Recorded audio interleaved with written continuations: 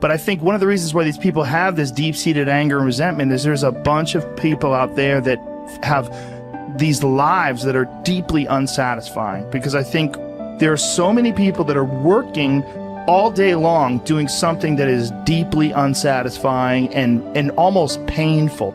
Yeah, it's soul killing. Soul killing. Yeah. They're stuck in traffic all day, and then they're stuck in a cubicle after that. They relish the time to take a shit in the bathroom and look at their phone. I mean, they literally do that. That's a highlight of someone's day.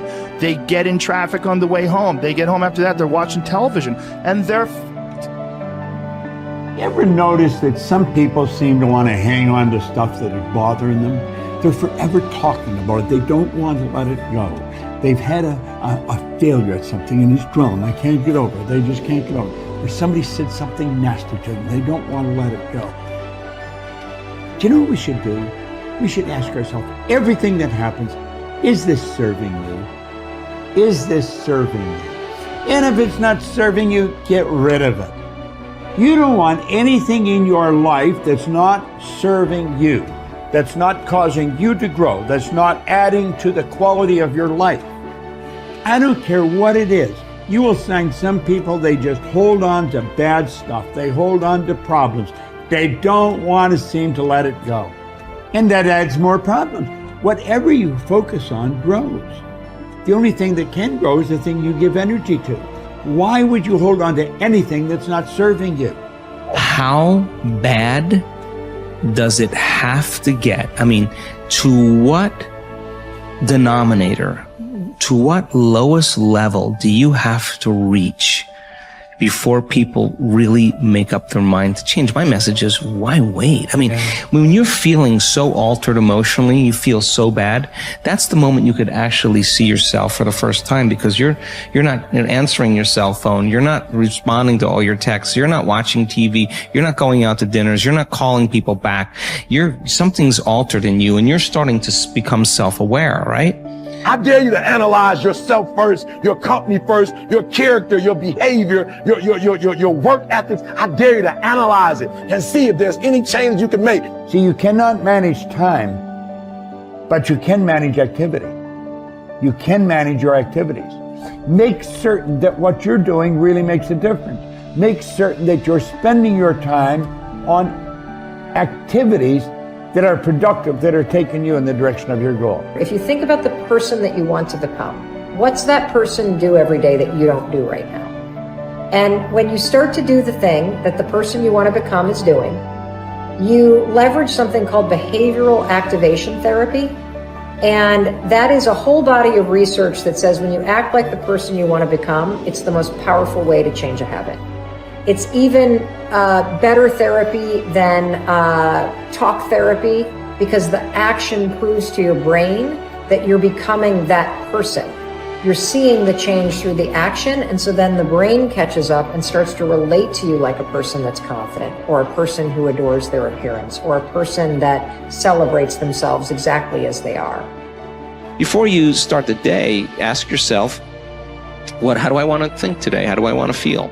How do I want to behave? I mean, what would greatness look like? What would love look like today? What could I do that would be really cool for me at the end of the day? Say, wow, so I had a good day today. What would make me feel that way? And if you can't find an answer to that, start reading. Who reads anymore? Read a book. I read so many books a week. I know, I'm that way too. So read something about, you want to be wealthy? Read a book about someone who became wealthy, and get real and realize they may have failed 50 times before they actually pulled it off. Or what were their characteristics? What were their traits? What made them? It wasn't about their wealth, it was about who they became. That's the key, right? So fill your brain with a little knowledge, and then just start asking yourself, what's the greatest expression of myself that I can be today? And rehearse it. Rehearse how you're going to be. And then if it leads to a different choice, that's the unknown. Mm-hmm. And just know that it's not going to be predictable. It's going to be a little uncomfortable.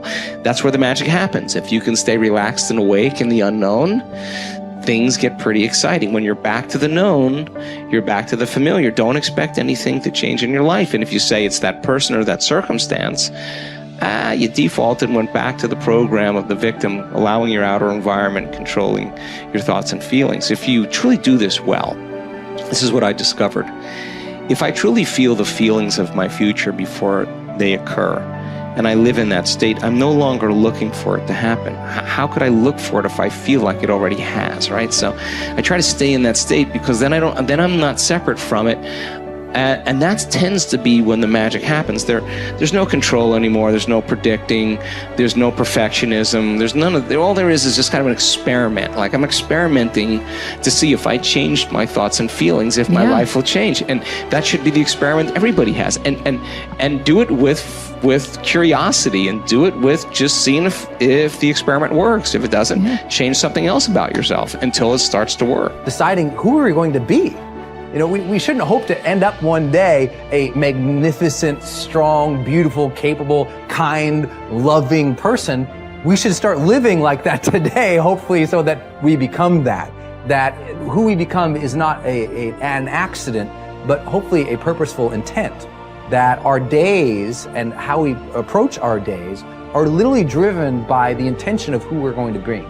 That we bring our character into each of the circumstances of our lives, and by doing that, maybe we can't always direct every circumstance of our life. We can't control everything, but we can certainly control our responses to them. We can certainly dictate who we're going to be in those circumstances, and that helps us achieve our ultimate destiny that we desire, not one that just lands on us. I think the other thing that really comes to people's into their power is when they really discover that, you know, each of our days is something that we can also design. Not just design who we're going to be. How are you going to design your day? What's this day going to be about? What's going to get your attention? What's going to get your focus? And what should not be getting your focus is just your inbox, or just what I call browser blackout, clicking around on all these blue links or images, or swiping here and swiping there, and then losing 4 or 5 hours of your day. Because what ends up happening for so many people is they lose 2 or 3 hours to distraction each day, maybe 4 hours of distraction of television a day. And over the course of their lives, now a decade is gone of opportunity, a decade of missed opportunities to connect with your family, to achieve your dreams, to work a little harder, to contribute that thing you always contribute, to learn that skill that you wanted to learn.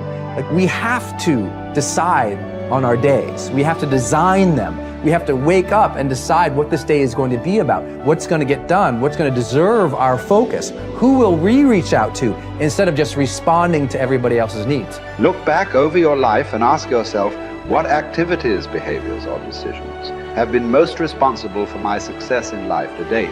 You will probably find that less than 5% of the things that you have said or done have accounted for most of the success you have enjoyed. You may find that it was your unique ability to solve a particular kind of problem or to take advantage of a particular type of opportunity. You may find that your special talent was an interpersonal skill that enabled you to influence and persuade other people at a particular time and place. You may find, on analysis, that it was an ability to take charge and accept responsibility for accomplishing a particular goal. Whatever has been responsible for your successes in life to date may be a good indication what you should be doing in the future. Analyze your work based on the measure that I call return on energy. Leaders in every field deliberately apply their talents and energies where they can achieve their greatest return on the amount of energy, mental, emotional, and physical, that they invest in any endeavor.